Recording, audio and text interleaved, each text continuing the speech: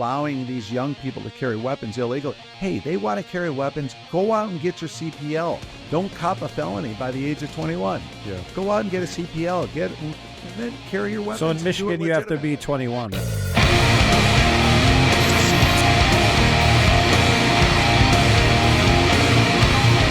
What is going on, everyone? We are sitting downriver, just south of Detroit, downriver where I grew up. We are Warriors Mindset Podcast. My name is Jason Pav. I am the CEO of Warriors Mindset, and I am sitting here with Patrick Pav, better known as Big Daddy Patty. Hello. Chief Operating Officer of Warriors Management, and Muscle Mitch. How's it going, guys? Wait, on the website, he's officially like executive assistant of operations, but he's really a multi-tool, and so he does it all. Where do you get the muscle part?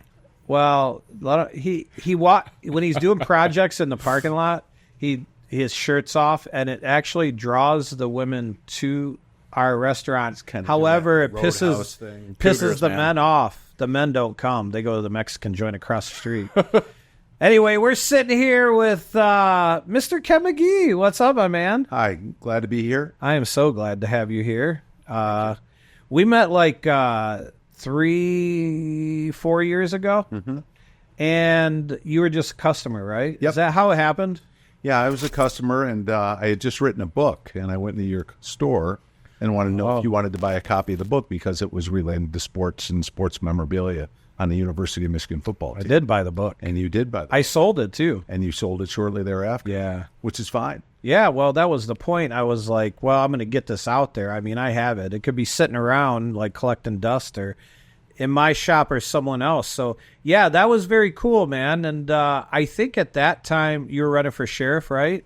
Or I was. First time, right? I was, yeah. All right, it cool. It was the second time I ran. Okay. So I ran in 2016, 2020, and now 2024. Yeah. We can get into that later. We're going to. And I understand that's the process of politics. Like, exactly. 8 years later, you have a best chance of getting elected, right? So, but yeah, so we started building a friendship, and you were buying antipasta salads off us and selling us comic books, sports cards. You've been doing that for a long time. Anything to pay the rent.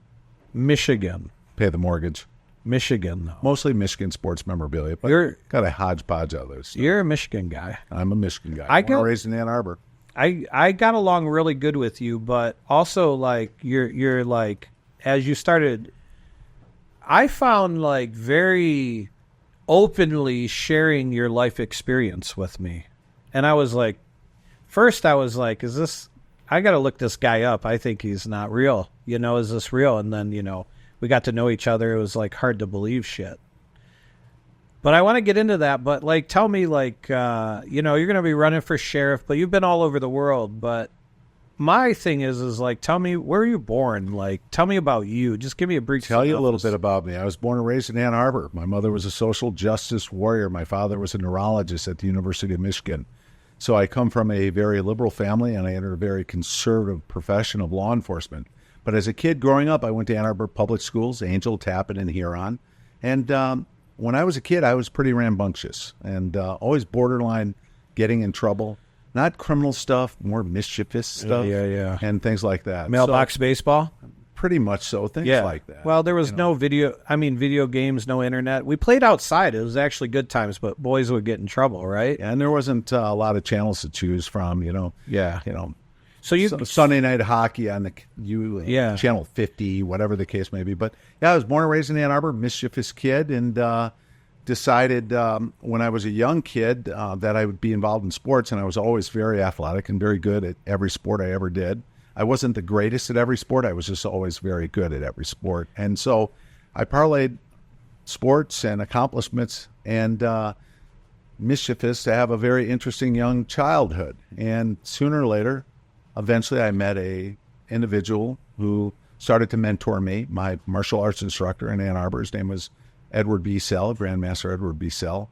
And I got on the right track. And then I met some law enforcement officers. They mentored me. I went to a law enforcement career camp. Were you in the military? I never was in the military. Okay. So, you went to law enforcement school. Yeah. Law enforcement career camp as a 16-year-old kid and graduated first in my class from that. And I have some kids that work for me now that are like 15, 16.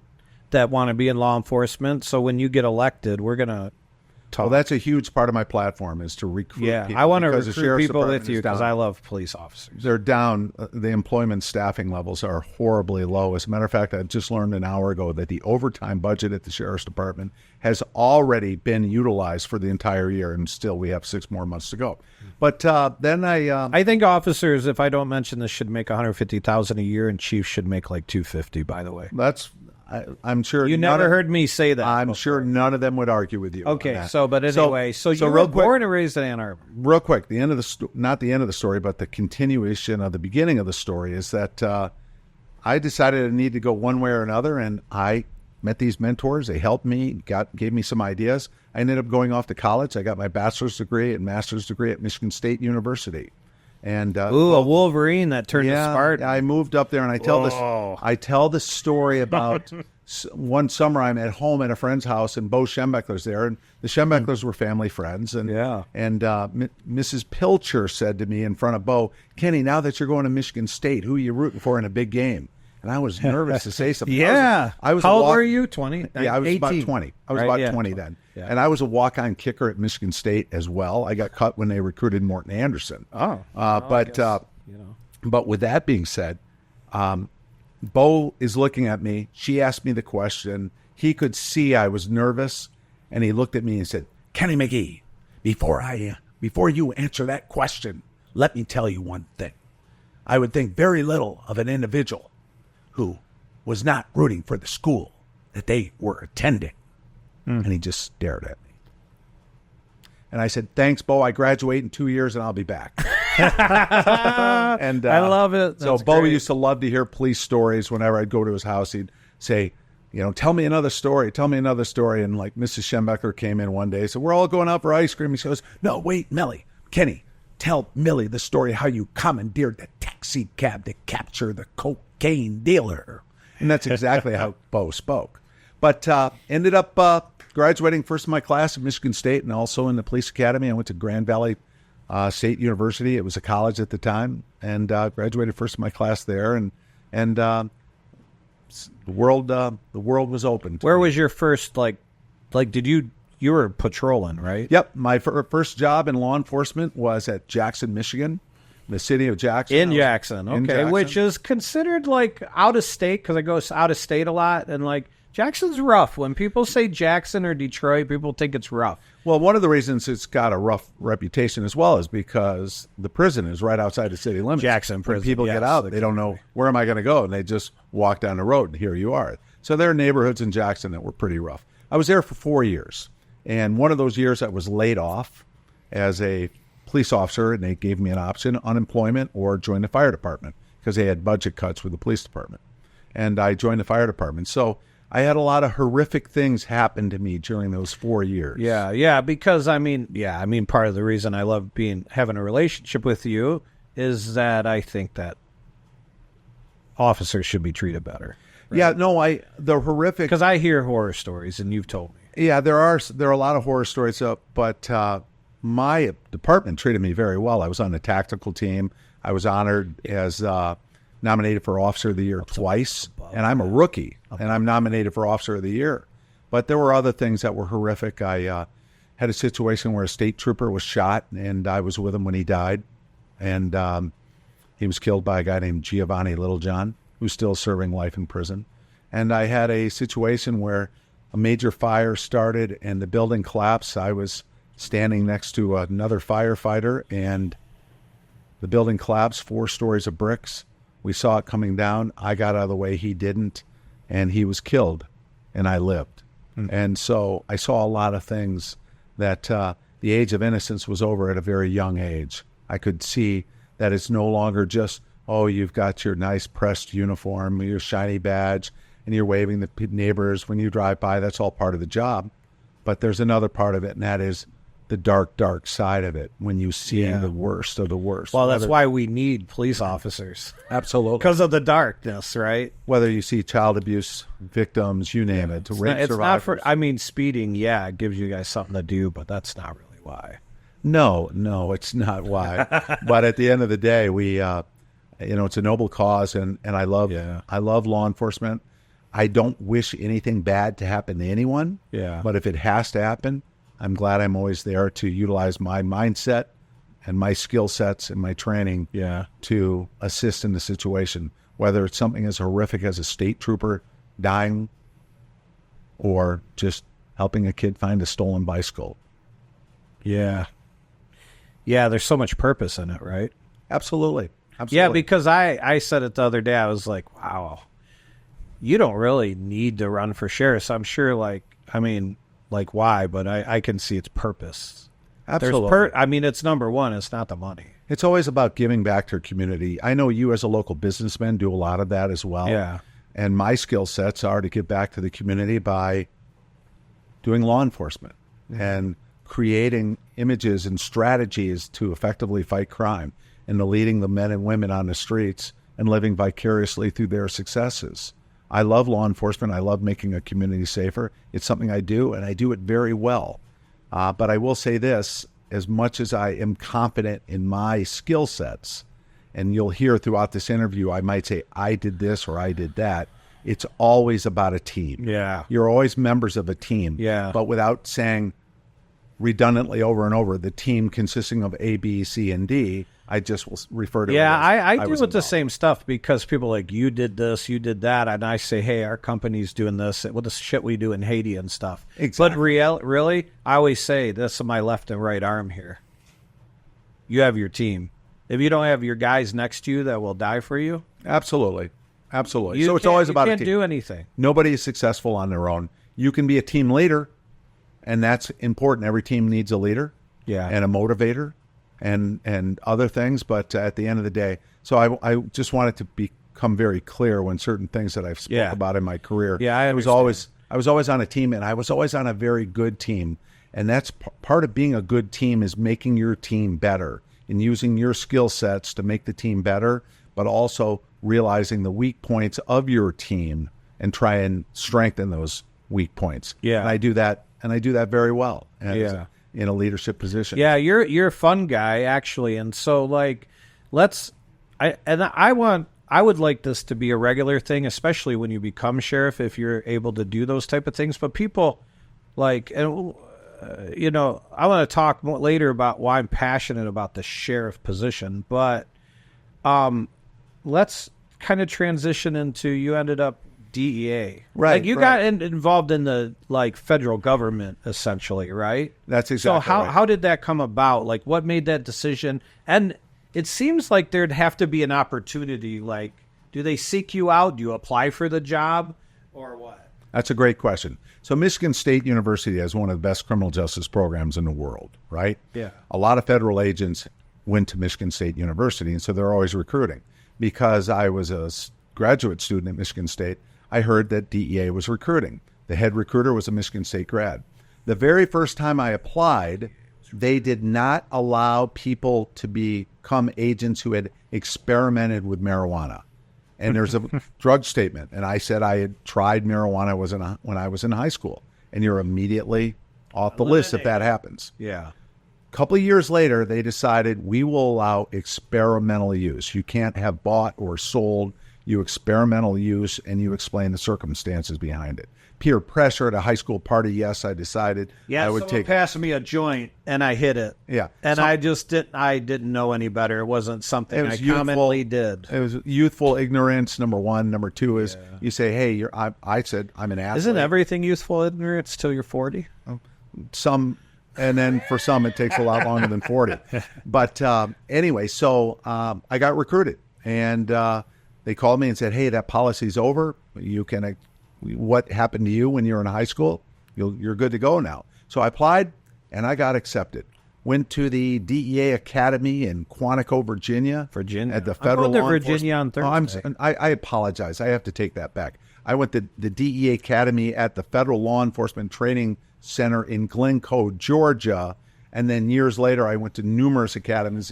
It was an ongoing learning, right? Exactly, at the FBI Academy, which is ultimately where DEA moved, and has their own academy there now. Listen, I'm going to tell you, this shit, because I know this, I feel like when I'm talking to you, you're reading my fucking mind, dude.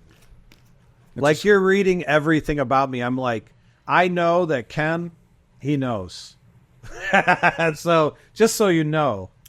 Well, they taught us how to read minds at the academy as well. I know, I bet. I mean, wasn't it like a lot of at the academies, a lot of psychological training, well, you right? definitely have to go through psychological testing before you get to the academy. But what about training? That's good. I would not pass. Yeah. They'd actually like me. I would be good for the DEA or the CIA, but I wouldn't. Well, keep in mind, the CIA is an intelligence entity and the DEA is an enforcement entity. Oh, okay, yeah. Okay. So. CIA doesn't have arrest powers. DEA does. But obviously, DEA does a lot of intelligence and counterintelligence, and they work together. That's how we were so successful. Yeah. So I became a DEA agent. I was assigned to Detroit, Michigan, out of the academy. It's convenient. And Did you live in Detroit? No, I lived in Ypsilanti, Ypsilanti Township on Ford Lake. Yeah, not too far from here. I got selected to be on the DEA SWAT team. That was pretty neat because I was also on the Jackson, Michigan SWAT team, and I wrote about that on a Facebook post yesterday based on all the shootings recently. SWAT team leadership and experience is extremely important. And so what happens is I go to Detroit, right? And I had some mentors in DEA as well. All of a sudden they tell me, we've got this one informant that might be able to introduce you to some Colombian cartel members. So I said, that's Wait a pretty second. neat. Wait a second. Just repeat that. One of my mentors said, we have an informant that will be able to introduce you to some Colombian cartel members. An informant? Yes. Yeah. Okay. And so informant gets assigned to me. We call them informants, or we call them sources of information, or we call them cooperating individuals. It all depends on the flavor of the day in regards to the vernacular that DEA or the federal government wants to use. So I meet with this individual. Make a long story short, through a process of undercover negotiations, I was able to convince, while working with my undercover agent partner, an FBI agent by the name of Ned Timmons. Ned and I work side by side. You're allowed to together. talk about this. I am, and Ned and I have done interviews about this together. And all. Did it ever involve actual like currency cash? With Yeah, as a you matter of had fact, to like give people money. No, it went the other way. A good undercover agent not only gets the dope, not only gets the bad guys, but also gets the money. So through this series of undercover conversations, at the end of the day. Well, let me finish. Okay. At the end of the day, we were very successful. But before I get you to the end of the day, what happened was we convinced the Colombians that we had paid off the chief of police of Grosse Ile Island and the police department at Grosse Ile. So they said, well, what are you going to do? Well, I got to give the guy $100,000, the chief. He's going to make sure the airport on Grosse Ile is shut down, and he'll make sure that nobody's working that night. And we convinced the Colombians to fly a DC-6 aircraft from the northern coast of Colombia, and we landed at Grosse Ile Airport. It was wait a second, Grosse Ile, like we could walk to the bridge. Yeah, right. Grosse Ile, like Jefferson's, like right here. Grosse Ile. Yep. Grosse Ile Airport. They have a former military airport on one side of the island. All right. So we convinced these guys to deliver us almost 600 kilograms of cocaine and 9 tons of marijuana. Wow. So it was the 3rd of September, 1987. This plane at about 6 o'clock in the morning comes landing. You hear the roaring of a DC-6 cargo jet landing, and we had an undercover crew of officers and agents offloading all this marijuana and all this cocaine. It took us about 12 minutes to unload the entire plane, and then we took it off and put it in different areas of storage, and then the plane took back off and went to Detroit Metropolitan Airport and refueled. We were controlling the aircraft at the time. And so it was pretty neat. We carried on the undercover investigation for a few more days, and we had bad guys coming in from Colorado. But when they landed, and where'd all the 9 tons of marijuana? We had 2 U-Haul trucks. One took cocaine, one took the marijuana. But so these people thought that you were buying it from them. No, what my undercover deal was, I said to them that I have a way to offload the marijuana in Canada, and I also have transportation experts that operate out of Detroit that will be able to drive the cocaine to Chicago, New York, and New Jersey. So keep in mind, too, about the money. So I had convinced them earlier that I was going to have to pay out the chief of police. So for them to get skin in the game right off the bat, they brought me $100,000 in cash.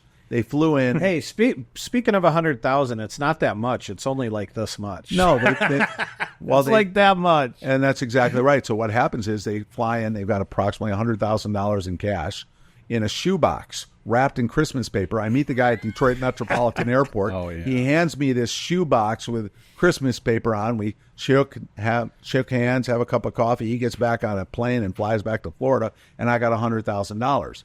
And then we had to go see, and then we obviously log that in. We tell the chief of police the story of Grosse Ile, and the good news, he didn't know about it. No, he didn't know anything about it. We had to go see him and say, we portrayed, and he was a retired state trooper. We said, we have to portray you as a corrupt chief of police so we can get this deal down. And he kind of chuckled, and I said, but at Wait, the end before you did it or after? Yeah, no, it was before we did it. Oh, before we did it, yeah. Okay. And so he was involved. He knew what we were doing. What did he say? He said, that's great. And I said the $100,000, you're able to have a large portion of that for your department under what we call federal asset forfeiture sharing. Get the fuck out So of Grosse here. Ile Airport got about $50,000, $60,000, $70,000 U.S. currency. Hell, it's been since 1987. I don't remember the exact amount. Amen. That's like 300 now. So it was the largest deal in the history of Michigan, drug deal for both cocaine and marijuana. So did it end up in the papers? Oh, absolutely. It was on the cover of the Detroit Free Press, and my name was on the cover of the Free Press because they got a copy of the official warrant that we had for arrest, and then they went and interviewed us after we were testified in court in the very beginning at the pre-trials. Wow. So did that take you to, like, you ended up doing That's stuff a great in South question. America? Like, what is this? So that was your first big one? That was the big one. And again, Jason, that was the largest deal in the history of Michigan. Got it. And continues to be the largest deal. And chances are there will never be a deal that big again. And I was just a young agent, and I'm working with this old-time FBI agent, old-timer. At the time, he was 15 years older than me, and we're still close friends to this day. And we convinced the Colombians, and we ended up having a massive takedown of people that came in from all over the country to meet with us. You'll get a great kick out of this story. And the story goes like this, and I love this story. And that is, one of the guys we arrested he was a white guy. He was well-built. He kind of looked like Patrick Swayze. And he said what his name was. Looked like Mitch. Yeah, but this guy had muscle. So he looked a little bit like Patrick Swayze, and he gave us this name, what his name was. And him and I went out for dinner a couple of times before we did the takedown. He's telling me all of the story about his life, and we made plans to go to the Lions game in the fall, and he was telling me how he lived in Colorado, and he has a place in Snowmass and all that. Well, at the end of the day, when we had the takedown, I arrested him. And he was so pissed. He goes, but you guys were buds. You had to be. He was pissed. You had to be buds with him, right? And he was pissed at me because he was like, he says, like, we were friends, man. I told you a lot of things. I said, no, you were friends with a non-existent undercover federal agent. You're never going to be my friend. And so he had all these fake names, and we couldn't figure out who he was. And we didn't have the super rapid, what we call APIS now, automated fingerprinting identification. American system. or a Colombian? He was an American. I'm getting to that. So here's what happened. So we didn't have the super fast fingerprint reading machines that we have now called APIS, automated fingerprinting information system. We had we couldn't identify him, and he gave all these different names. And so finally he said, look, I'll tell you who I am. I said, okay. I said, what's your name? He says, Peter Piper. And we kind of looked at him. Yeah, like, fuck you, right? Yeah. Yeah. It was kind of like, yeah, right. Okay. And who are you with? Goldilocks? And he goes, no, my name's Peter Piper. And I said, okay. He goes, go ahead and run me. You'll find I have a warrant for my arrest out of Colorado for drug distribution. And his name was Peter Piper. Wow. So being the federal agents that we are, with a little bit of humor that we always have, whether it be involved in a takedown of Pablo Escobar or whether it be this deal in Detroit, we created a little limerick. Peter Piper. Peter Piper got popped by the police for peddling pot. Peter Piper got Peter Piper got popped by the police for peddling pot. And that was our little moniker that we had for Peter. So he wasn't ever too happy with me. It was always a very contentious relationship when we were eventually interviewing him for additional information. He ended up going to federal prison as well. But he just couldn't get past the fact. I guess it's a compliment to my undercover skills. That's really cool. He became my friend. I wanted to do something. I was kind of in a moment. Like it was a little over a year ago. I was like, I need to do something different, And a friend of mine, her husband is a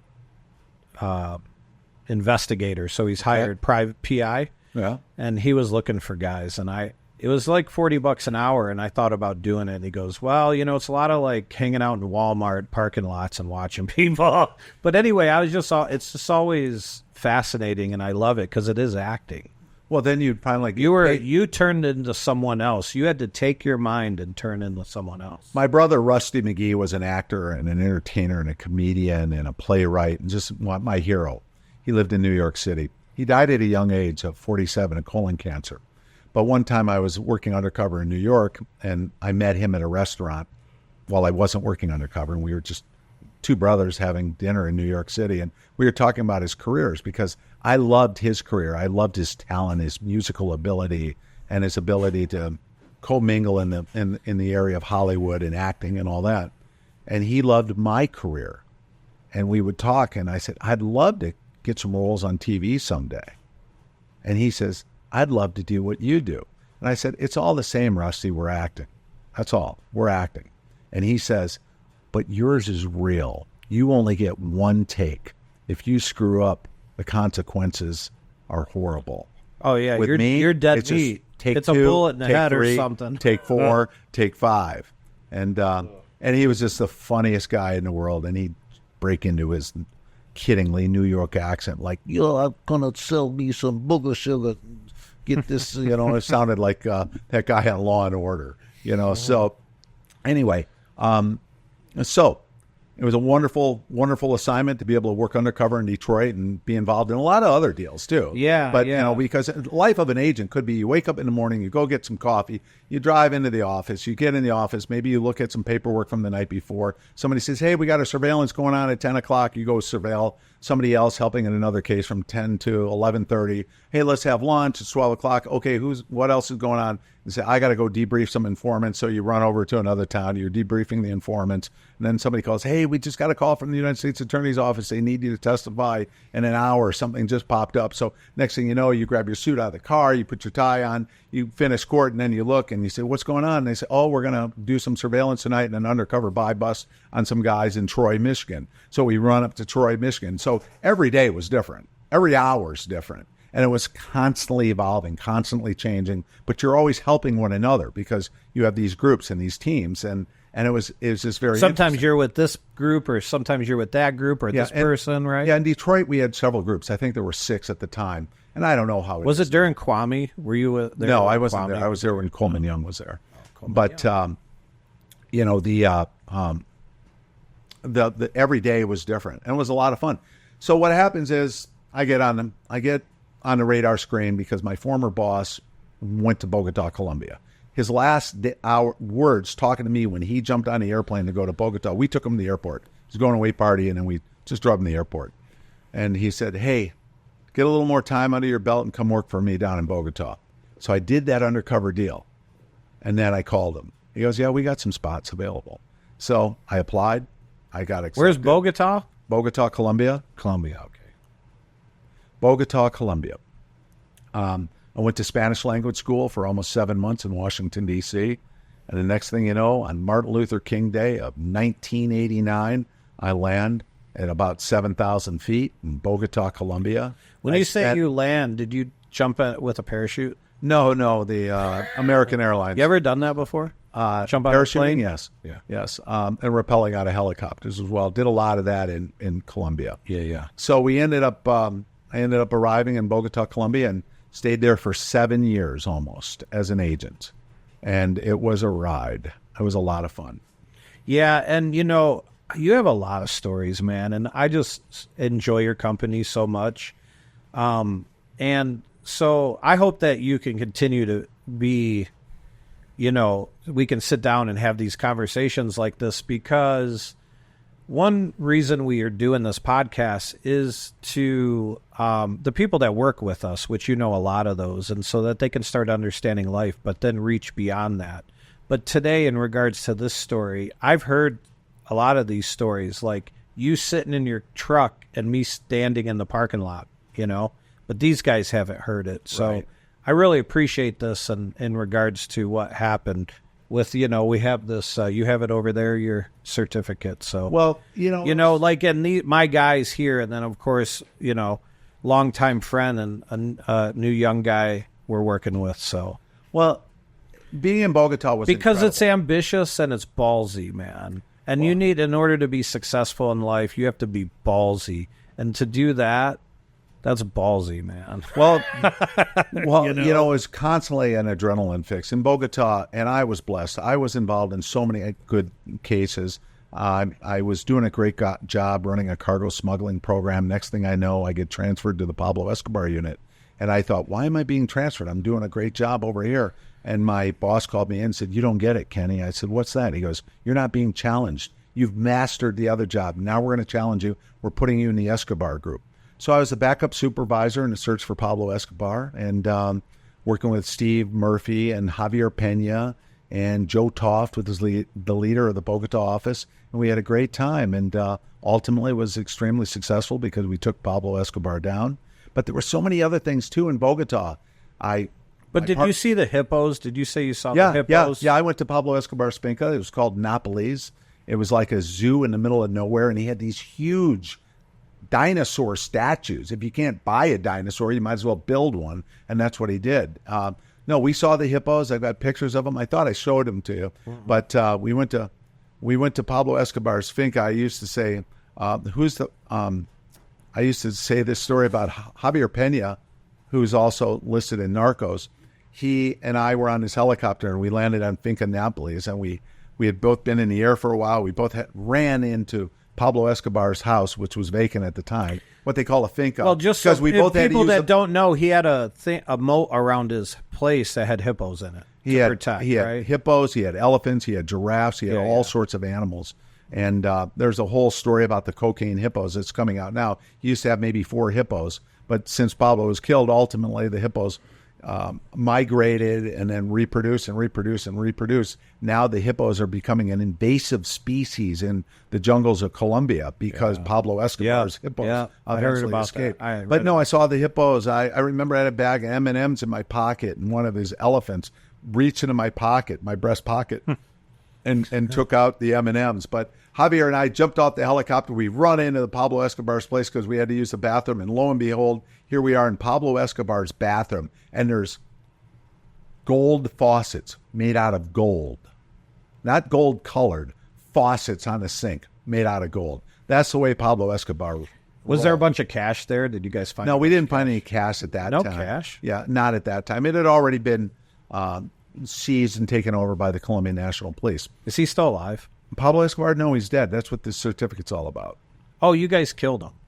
Well, the Colombian Or National I thought you Police, arrested him. No. I don't know the story. Colombian National Police killed him on December 2nd. Yeah, because there is a Netflix show with you on it, right? Well, no, that is a story that Steve and Javier sold, Narcos. Okay. Steve was a senior partner. Javier was a senior partner. Steve was kind of the newer agent assigned to work with Javier, and I was the backup supervisor in the group. Yeah. But Steve and Javier sold the story, and they've done a great job at keeping the legacy of the search for Pablo Escobar alive. But you didn't get any of that money? No, I didn't. But Pablo Escobar was one thing, but there were so many other things. Like, I know. I arrested a guy named Rene Benitez who kidnapped and shot 2 agents. My partner and I did. There was another guy by the name of El Oreja, and he murdered 33 people. He was a Puerto Rican guy. We caught him. This guy, Rene Benitez, kidnapped and shot these agents in the jungles, and we caught him 13 years later. Captured a guy named Nicolucci Sabatini, who was the #1 narcotics fugitive out of the country of Canada. The list goes on and on and on and on and on. Just dynamite cases. Didn't you say someone wanted to write your book or something? Yeah. Yeah, you should do. Well, you should do that because they make movies out of this shit, for one. And two, like, this is just an example of a human being extraordinary because you chose to. Well, I appreciate that. And there are a lot of extraordinary, ordinary people that I worked with as well. And my hat's off to all of them. Yeah. My hat's all off to them. You asked about this certificate. We'll talk about that really quickly. Okay. This is the certificate presented to everybody that was involved in the Pablo Escobar takedown. Yeah. Okay? And there's a story behind this certificate, and it goes like this. The day after we killed Pablo Escobar, I walked into Joe Toff's office, the head of the DEA. And I said, sir, you know and I know. The main squeeze. Yeah, the main guy, our boss, down in Bogota, the country attaché, the special agent in charge. Use whatever phrase you want. I'm still close with Joe. We talk every month. He lives in another part of the United States, and Joe and I are extremely close. I said, sir, you know and I know what's going to happen is a lot of people are going to try and claim credit for the takedown for Pablo Escobar, whether it be the CIA, Delta Force, you name it. But you know and I know it was our organization working closely with the Colombian National Police, and that's how it went down. And so he says, okay. And I said, I want you to create a certificate. And he looks at me and says, I want you to create a certificate. So That's what I do to my guys. Yeah, they want to do something. I'm like, go for it. I said, okay, sir. And he gave me carte blanche. So I created this certificate. It's in English and in Spanish. And I said to him, sir, I don't think you should be frugal with these. I think you should give one to anybody that helped over the years on the search for Pablo Escobar. Yeah, because it's goes, special. How do we designate people who are really involved? And so about 10 people got the certificate with a ribbon, and a lot of people got the regular certificate. And it says on it, the Bogota Country Office of the Drug Enforcement Administration commends you for your contributions to the search for fugitive drug lord Pablo Escobar Gaviria. Because of your selfless dedication and willing sacrifices, the world's most sought-after criminal was located and killed by the Bloque de Busqueda in Medellin, Colombia on December 2nd, 1993. And so I showed him the rough draft. He loved it. And then I said, I got an idea, and I came back the next day. And what you see at the very bottom here is you see Pablo Escobar's signature and a thumbprint. Why is Pablo Escobar's fingerprint and signature there? Well, obviously Pablo's dead already. So what happened was I got his thumbprint from the morgue, and I got I got a letter that he had wrote with his signature. And what happened was when Pablo Escobar would write threatening letters to the government, he would sign the letters and then put his thumbprint. So people knew that it was really him and not a copycat. Wow. Otherwise, people would send a letter saying, I'm Pablo Escobar. I'm going to blow up this building if you don't put $100,000 in this street corner, whatever. So that's how he did it. So I went back with this and that, and he busted out laughing, and he said, I love it. It's a wrap. Good. So we printed it as kind of a little bit of dark humor, like, okay, we worked our asses off getting you. You killed so many people, et cetera, but at the end of the day, we won the game working with the Colombian National Police. And it had all, one of the reasons Pablo went down, he was eventually going to go down. I mean, we were applying so much pressure to him. And I've been interviewed on this by Mark Bowden. In Mark Bowden's book, Killing Pablo, Mark Bowden wrote Black Hawk Down, and he interviewed me extensively. And some other podcasters have interviewed me, and I'd give presentations on the search for Pablo. You ever get tired of talking about it? I'll comment on that in just 1 second. But what I was going to mention was the neat part about this investigation, that besides being the backup supervisor, where I was in on everything, was that about a week before we got him, Pablo Escobar sent his family to Germany. And his thought was, if I get my family out of here, they won't get killed. So what do? We know the way you track fugitives is you keep an eye on their family. So I jumped on a plane in Bogota with the Escobar family. They didn't know it was me. And I followed them all the way to Germany. And we worked with the Germans and got them kicked out of Germany within 24 hours. And I got right back on the plane, and we followed the Escobars back to Bogota. They get him off the plane, and Pablo is pissed. He starts making phone calls. Because he had a private plane. No, it was a Lufthansa jet. There was 300 people on the plane. In Germany, they landed the plane before they got to the gate, and the German police came and escorted the Escobars off. They didn't want this shit show in their town. Yeah. And the same thing happened in Bogota when we returned. But the whole thing, Pablo was pissed, and he started making phone calls. He was furious. But what he didn't understand was the Escobar wife and children stayed in a Hotel Tequendama, and we started triangulating the phone calls, working with the Colombian National Police, which ultimately led to the location where Pablo was. A shootout ensued. Pablo went out truly like a bad guy. He went out at blazing fire, shooting 2 different handguns down the steps. Like Scarface and shit? No, he totally went out like a bad guy. That's the only credit I'll ever give Pablo Escobar, and that is, people say, well, what was he like compared to an American criminal? I said, well, if Al Capone was alive, he'd probably be a driver for Pablo Escobar. Maybe.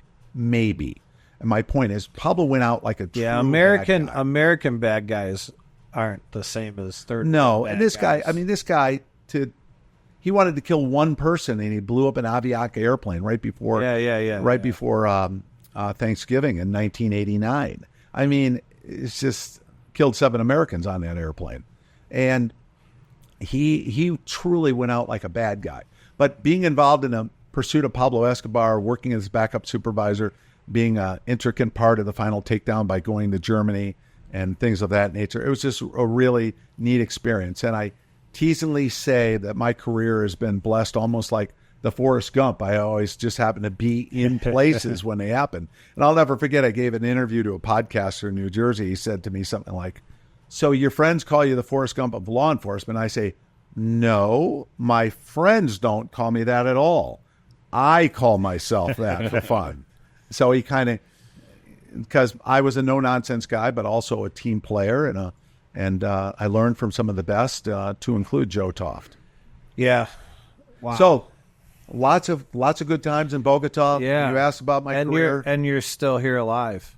Yeah. You could be dead. And I mean, the close calls in helicopters and aviation, the aviation industry. Dude, I was on Bogota. a plane not too long ago. I was scared. Well, try doing it in Colombia, flying in helicopters, landing in cocaine laboratories that you're about ready to destroy, and you're with a bunch of Colombian police officers, and you're landing, and you're taking, gunfire from remote areas, and you have no clue where it's coming from. Nor can you hear it because you're in a helicopter. You can't hear it. So you can't hear but on one mission, I was with a guy. His name was Lieutenant Diego.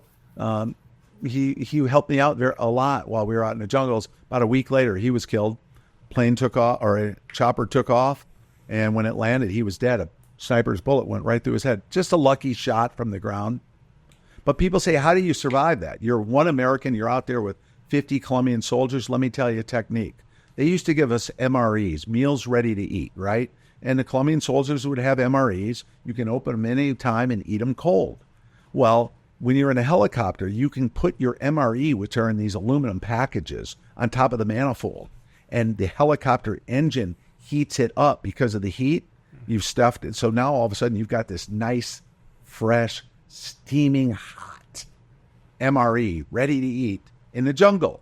But you're sitting around 15, 20, 30, 18-year-olds, 19-year-olds that are the soldiers on the ground. Me, what I would do, I'd take my MREs and I'd pick one of the guys and I'd say, you take the hot one, I'll take the cold one. Because I know if there's a firefight, I'm the lone American out there in the jungle. This guy's going to have my back and try and help me out. Yeah. Why? Because I gave him an MRE.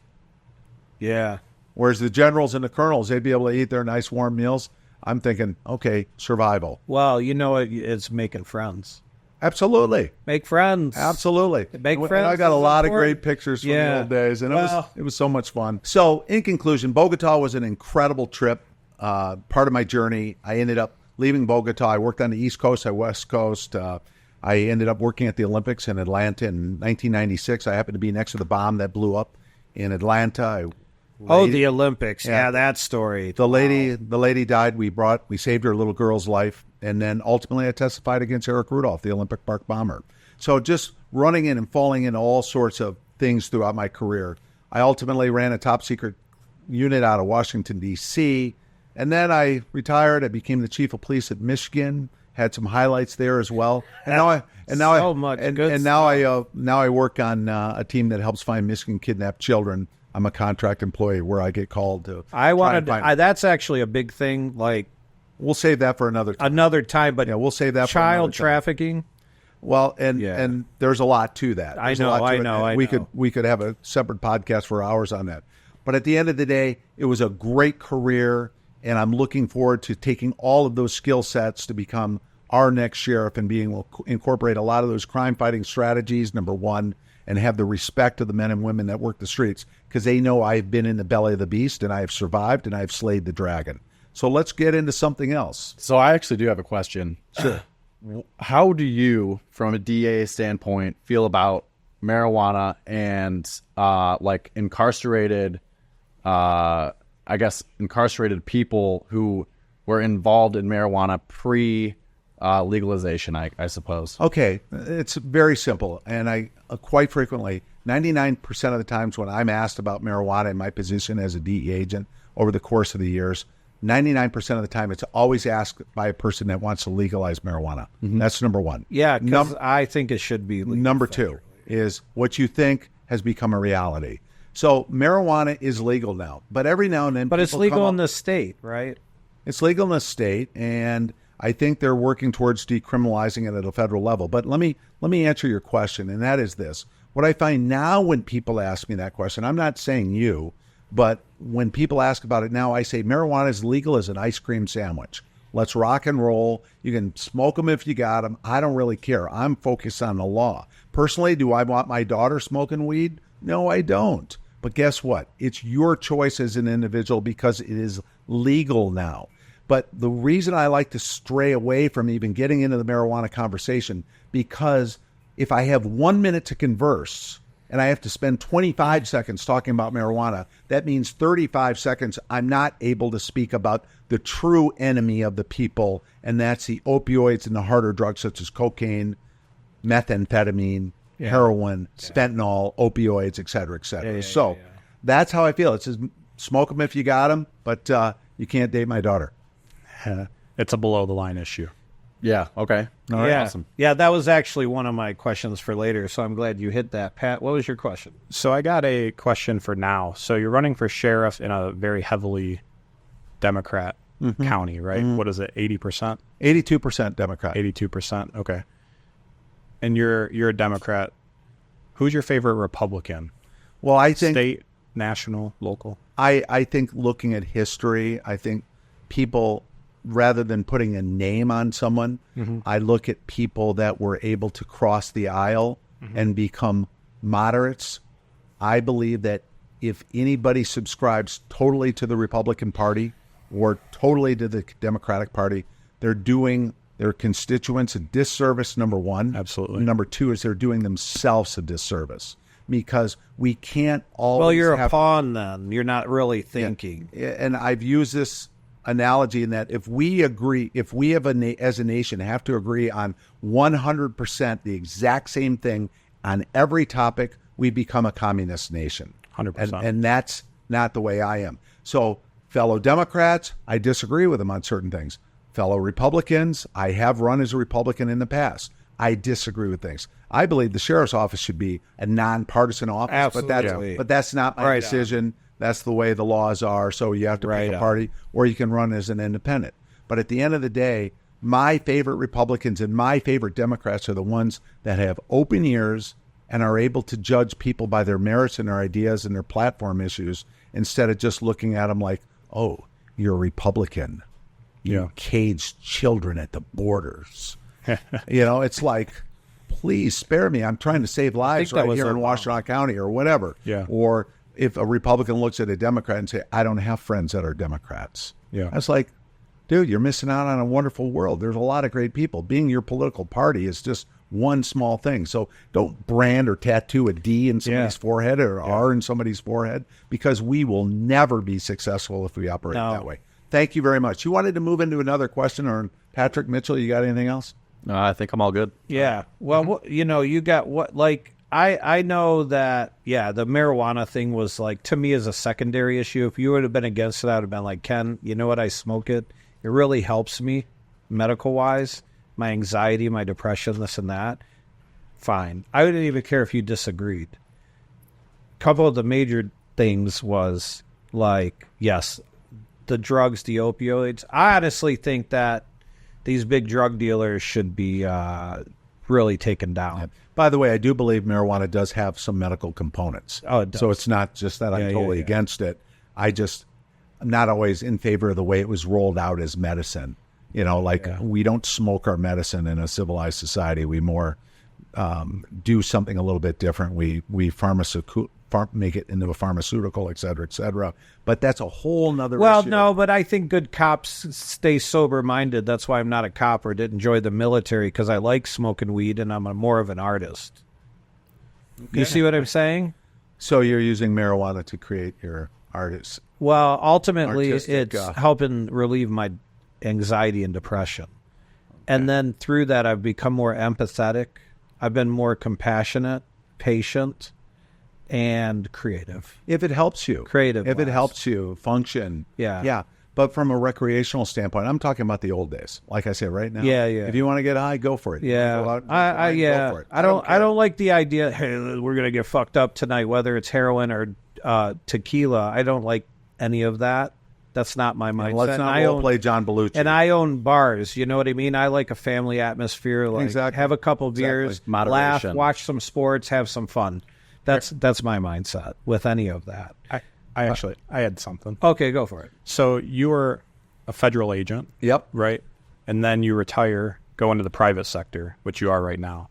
Right? Why are you going back into I retired as a federal agent, then I became a chief of police and of Ann Arbor, and then University of Michigan. And then ultimately I retired, went into the private sector. But I have a passion and a calling, and it's always about giving back. And I see a lot of things that are happening in our community. We're going to talk about some of those things. And one of them was the opioid crisis. And I believe precious little is being done from a law enforcement standpoint at the upper echelon of our leadership within our county. I have a huge problem with the way some of this is going down in our county. People are dying left and right. There's a lot of people dying of opioids. It's bad because I think like a lot of the Democrat Party wants to make a lot of that okay. Like if you look at like Portland, or if you look at, it's Canada, but it's Vancouver, but it's like the left. It's like, it's okay to make all this shit legal. And like, Well, why don't we do this? Guys? You're the one running the interview, but we're talking about drugs. We're talking about me running for sheriff. You asked me why I'm running for sheriff, Patrick. So why don't we just jump into one of my platform issues? Let's go. Yep. Okay, and that's fighting the opioid epidemic. Yeah. I have a huge problem with it. Let me start off by saying this. I was a narcotics agent for 24 years. We're not going to arrest our way out of the drug situation. I don't want to arrest drug users. I want to get them help if they're addicts. Yeah, addicts. And for the most part, people are recreationally using cocaine, methamphetamine, or heroin or opioids. I don't know how you recreationally use that shit. Yeah, but they do, and then in the beginning, and then it becomes worse and worse and worse. Yeah. I don't want to charge people with minor possessions. I want to get them the help that they need. Yeah. I want to take half the jail and turn it into a recovery unit for those serving time for other crimes related to whatever they may have done to facilitate their habit. For example, you're writing bad checks, or you're stealing things out of the back of UPS trucks, things of that. $27,000. And so a whole handful of things. Or you're ripping off people on comic book deals. I don't know.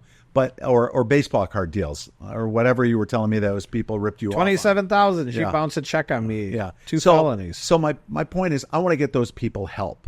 But I have a theory as a law enforcement leader: think outside the badge. Yeah. I think differently than a lot of law enforcement leaders do. Yeah. And I have been in that belly of the beast, and I know the profession inside and out. And there can be no one out there that has had all those experiences that I have had. And I want to bring them all to the table. So when it comes what to about the big guys, the big drug now, that's what I'm getting ready to talk about. My platform piece on combating the opioid epidemic is this. I've created an acronym. It is PETER. It stands for Prevention, Enforcement, Treatment, Education, and Recovery. Prevention, keep people from even using drugs in the first place. So there's a lot of different ways, whether it be recreational drugs with teenagers to people using too much prescription drugs when they've got a bad back or something of that nature. Then we go into enforcement when all else fails. Enforcement. Then we have treatment, that after the enforcement part takes place in whatever way, shape, or form, it's not always law enforcement. It could be enforcement of family values, where we get people help.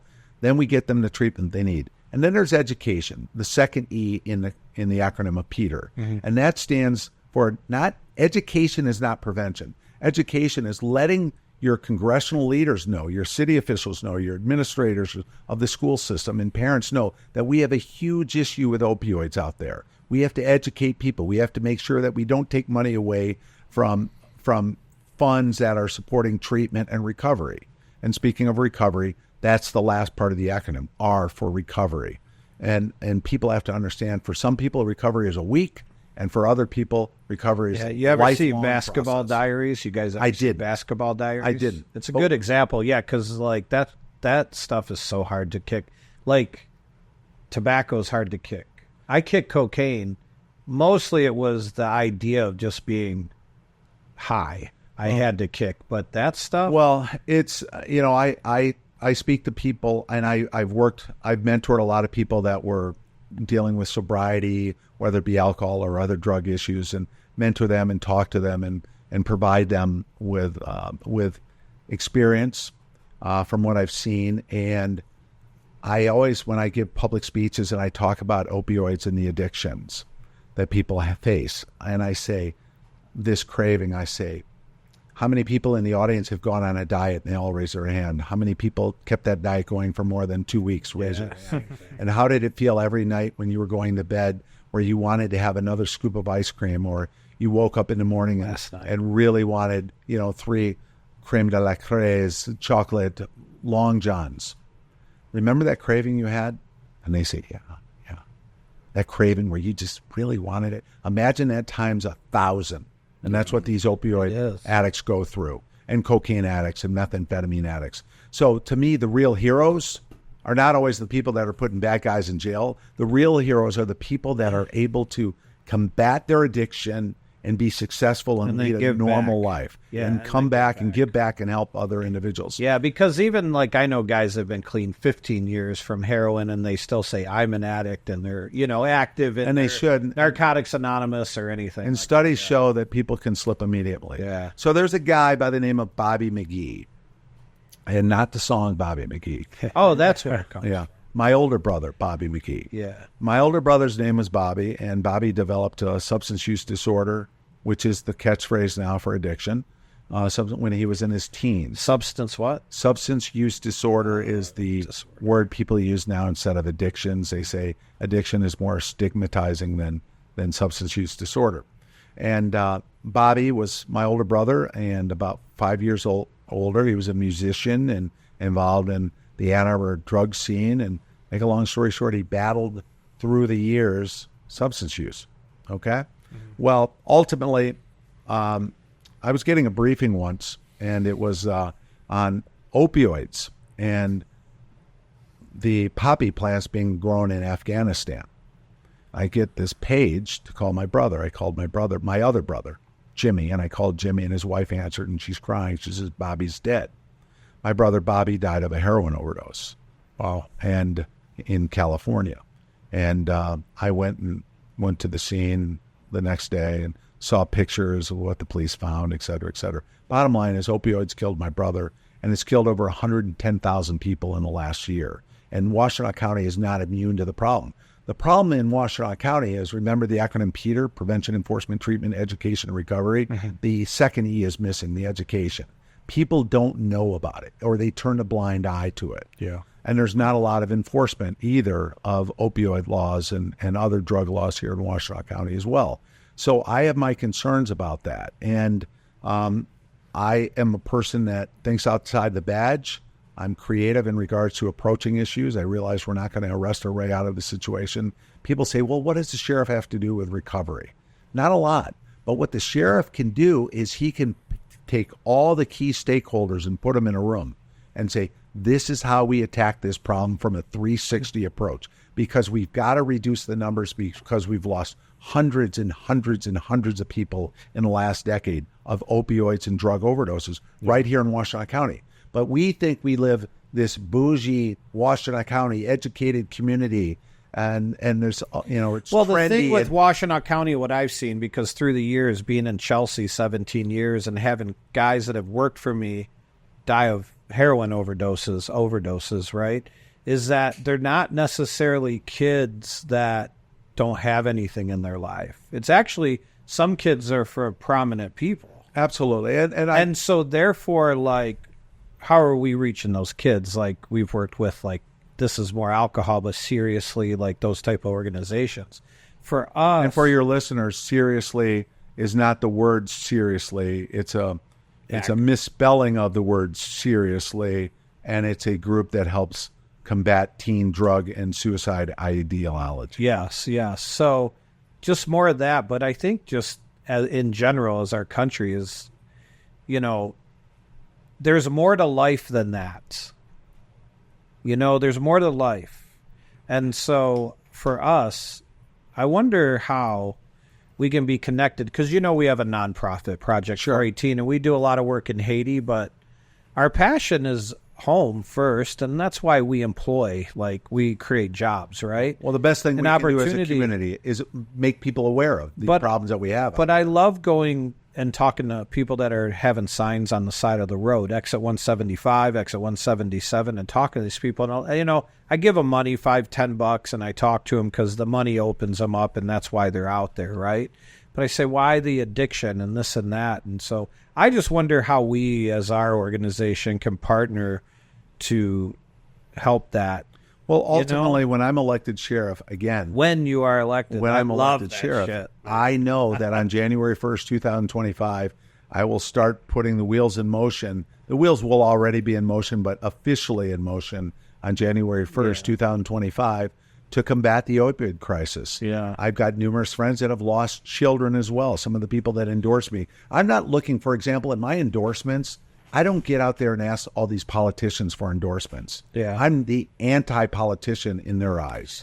I'm a professional law enforcement leader that will hold people accountable. Yeah, because the people you're running against are kind of like politicians. Absolutely. Especially the guy, current... They play politics, and they think it's wonderful to get political endorsements.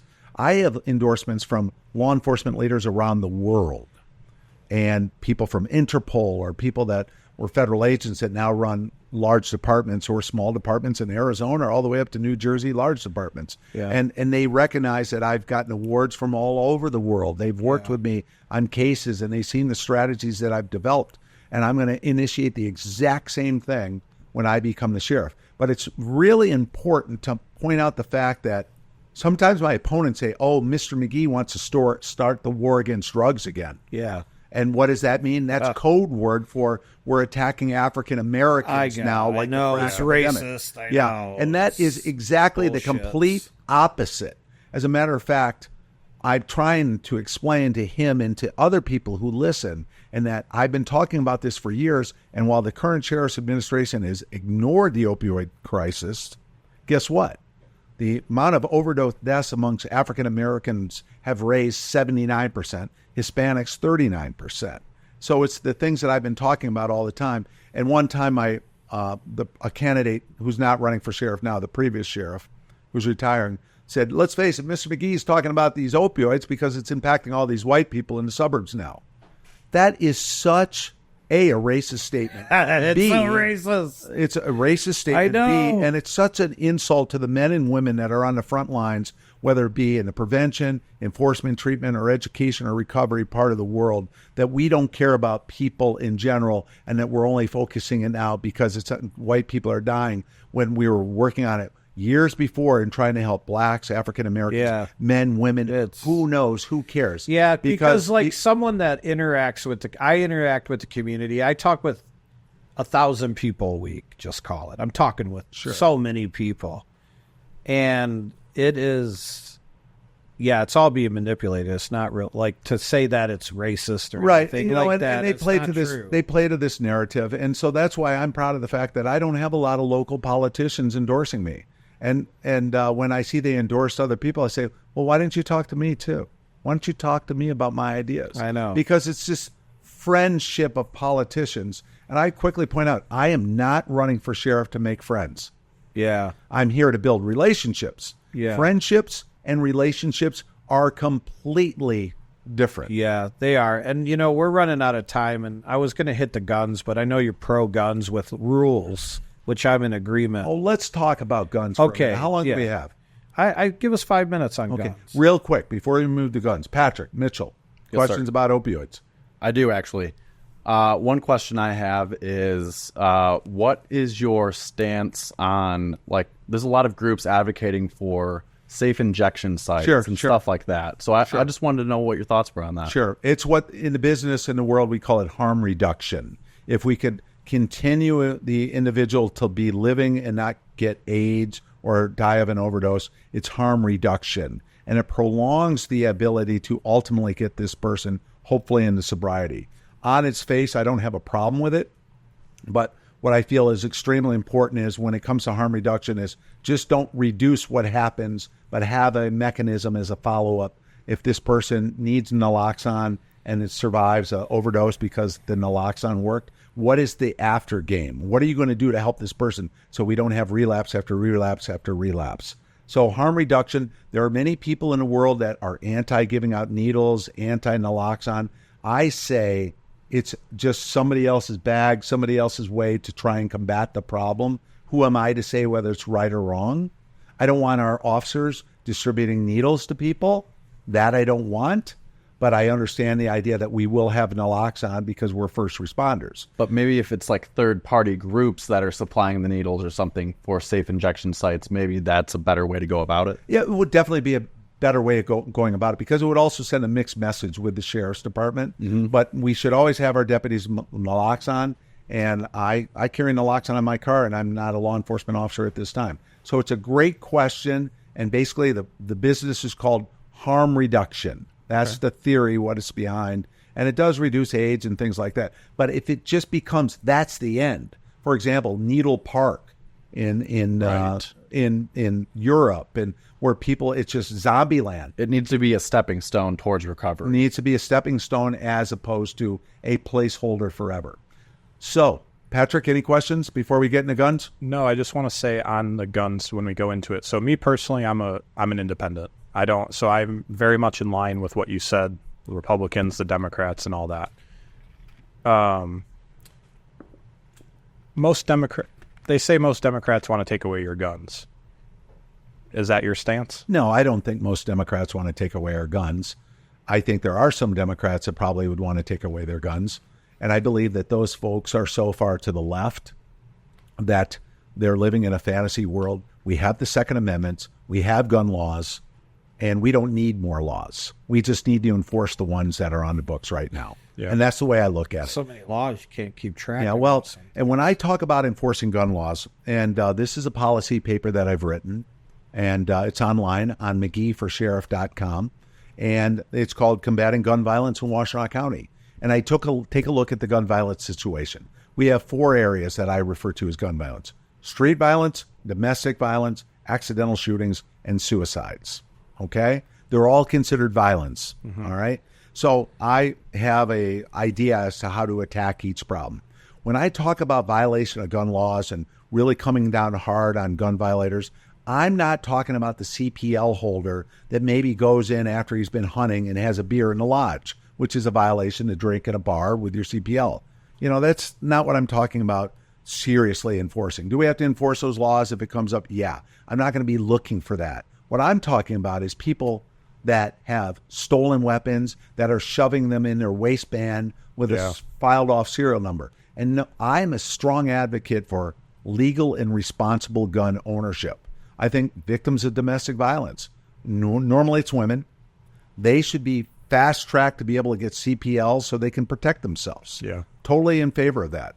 But you notice how I said I'm an advocate of legal and responsible gun ownership, and I mentioned the kind of guy, men or women, that I'm looking for that are violating the laws, where they shove the weapon in their waistband in the morning when they wake up. Yeah. I said waistband because a lot of these people carrying weapons illegally just shove it in their waistband. They're not responsible gun owners. They'd have a holster if they were. Right. You know, things of that nature.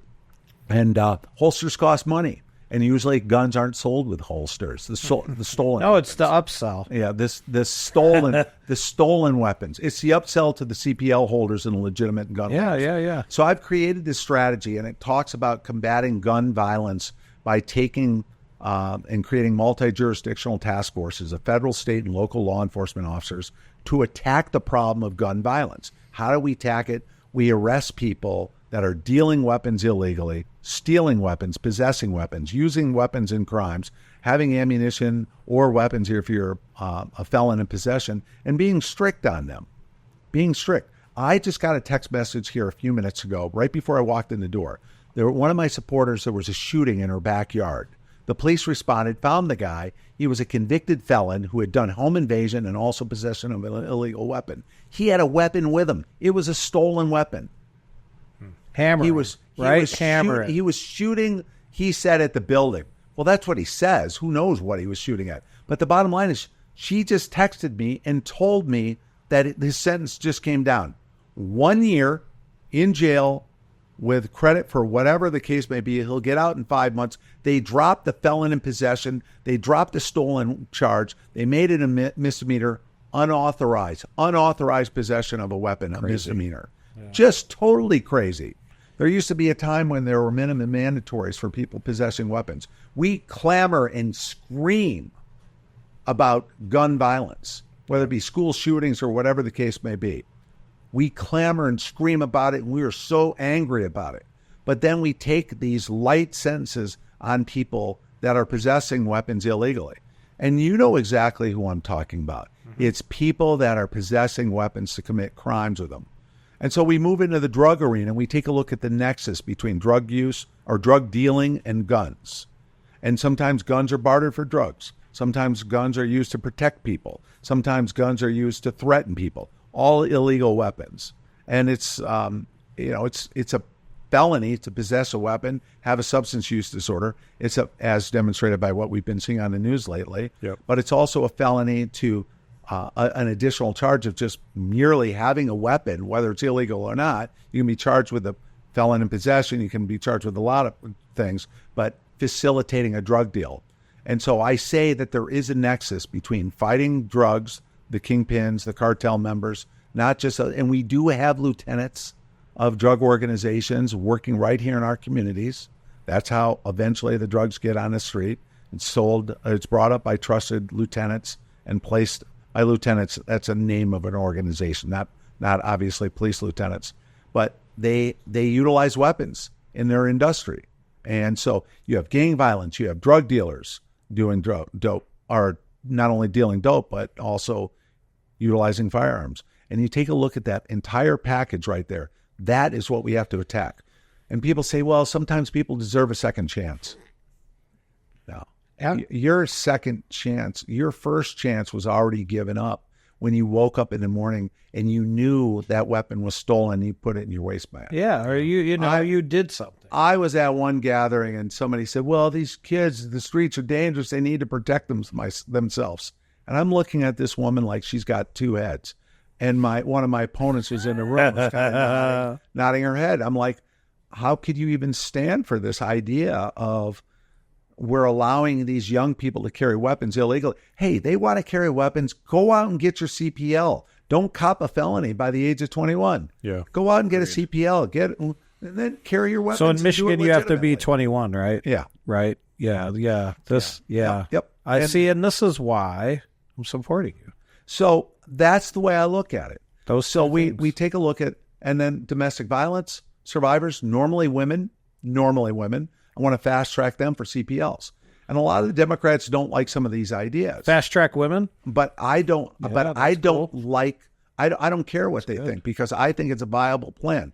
If somebody really thinks we're going to eliminate firearms from our country and to get rid of them for whatever way possible, we could point to history, what it means when you de-arm the population, all that. I'm not even thinking of that. I'm thinking about just how absurd that statement is, that we are going to eliminate weapons. So what we just need to do is enforce the laws on the book, hold those that are using those weapons illegally and hold them accountable, and support those individuals that decide they want to have the lawful right to carry a CPL. My platform issue points out things such as combating accidental shootings and suicide, the idea of gun locks, to be able to distribute gun locks kind of as a harm reduction technique. Studies show that if you lock up your weapon, and if an individual has a suicidal tendency and he owns a weapon, well, now there are laws that allow you to remove the weapon. But let's just say he has that weapon in his house and he's thinking of committing suicide. If that gun is in a lockbox or a lock safe, And the 15 seconds it takes him from getting off the sofa, walking over to unlock that gun safe and put the gun in his hand, look at it and pull the trigger. That 15 seconds is 15 seconds that he thinks twice and 3 times about what he's going to do versus having that gun just sitting right there on the console and go, boom. So gun locks are a huge proponent of my platform, and responsible and legal gun owners want gun locks in their home to protect themselves or protect the kids, the grandkids visiting, whomever. So the policy paper that I've put together calls for strict enforcement of gun laws that are already on the books, supporting folks that want to. It's really kind of strange because it's not like you're supporting the Second Amendment.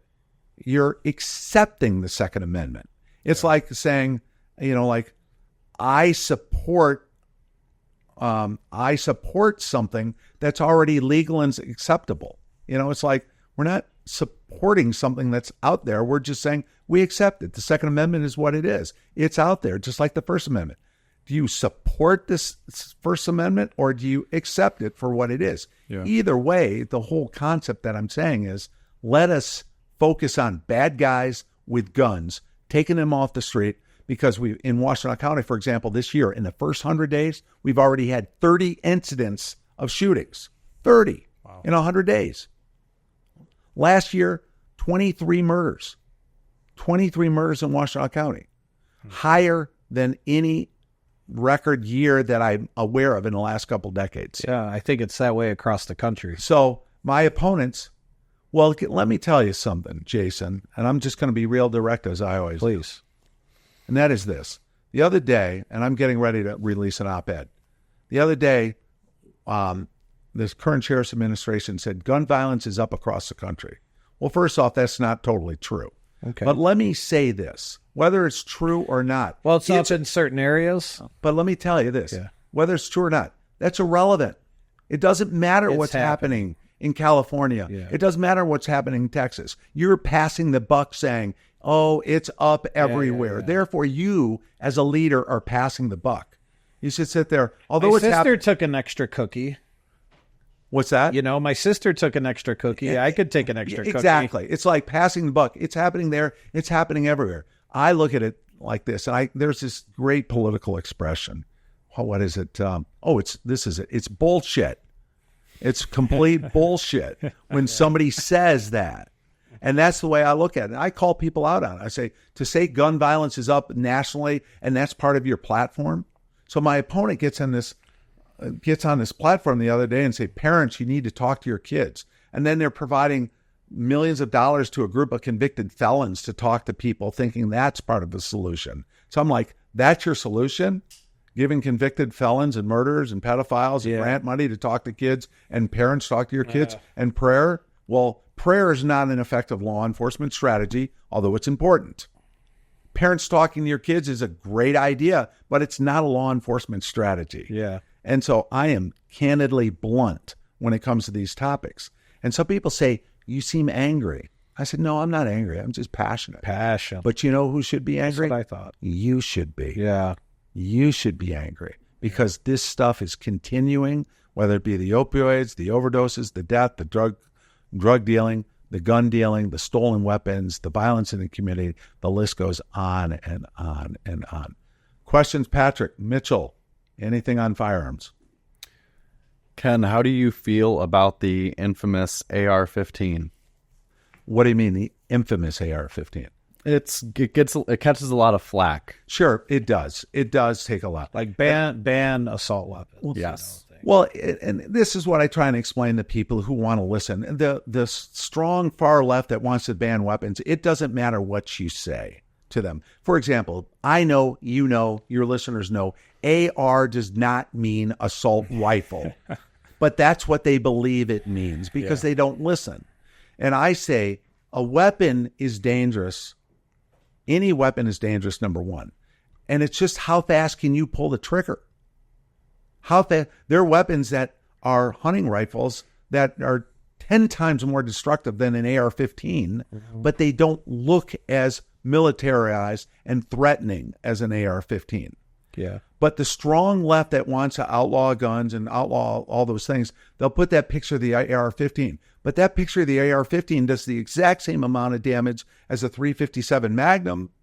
Just depends on how many times you can pull the trigger. Yeah. And that's the way I look at it. So you ask me a question, I tell people you need to inform yourself immediately as to what you're really talking about, number one. And number two is, as a sheriff, as long as they're legal, that is the law, and that's the way we're going to look at things. If somebody eventually deems that they should be illegal, that's not my decision. I personally think that, once again, it all falls back on, what's the key phrase, Patrick? Responsible and legal gun ownership. Yeah. So I hope I've answered your question, and I hope I've educated a few people. Tons. Because this has been really great. Everybody wants to say AR, assault rifle. Yeah. I'm like, you've been reading too much propaganda. So I have when's the election? The election is August 6th. August 6th. Why these elections taking 10 days? I'm like all about paper ballots one day, but I'm kind of an old school guy. I love the idea of today's election day. It seems like very patriotic, what my parents did and all that. But the powers that be decided we need 9 days. Am I going to argue about it either way? I don't. Well, I'm just going to move forward and say, I know when I'm going to vote, and if that's what the law is, that's what we're going to do. We're going to enforce the law. I think that there might be some fakery going on. But anyway, if I were to ask you one good book that we could read, what would you recommend? About some of the stories I've been talking about? Whatever, leadership. How can what book would help our organization by what you know? I believe the book is called Whiskey, Cigars, and Leadership. It's a study of Ulysses S. Grant. Whiskey, Cigars, and Leadership. Somebody over there with a smartphone could probably look it up real quick. All right. That is a story of, it's not a super thick book, but it's probably a couple hundred pages. Each chapter is about 2 to 3 pages, and it's basically lessons in leadership. I like it. And there you have it right there. What's it called? What's it? I can't read. Cigars, Whiskey, and Winning. Cigars, Whiskey, and Winning. I love it. That's a great title. I love it. And lastly, before we go, what's your favorite food? My favorite food? Lobster. Oh, yeah, you went to Lobster Fest the other day. Yeah, that was awesome. Lobster Fest was awesome. My favorite food is lobster in moderation. Awesome. Well, thank you so much. I can't wait to have you again. Good luck. Vote for Ken Magee. Let's get this guy elected, Washtenaw County. Well, let me interrupt.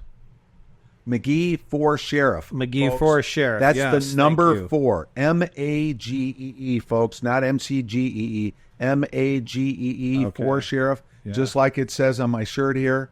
And go to the website, MageeForSheriff.com. Also, the TikTok page is called The DEA Guy. I love your TikToks. The DEA Guy. It's pretty simple. Tells stories. Part of it's campaigning. Some of it's DEA stories. And then there's the Facebook page, Ken Magee or Ken Magee for Sheriff. So I want to thank you all, Patrick, Mitchell, and Jason. Thanks for the time. Thank you, Elijah, and Jim in the background. Thank you very much. Yeah, thank you so much. And from all of us here at Warriors Management, this is your Warriors Mindset podcast. See you next time. Right? Peace. Peace.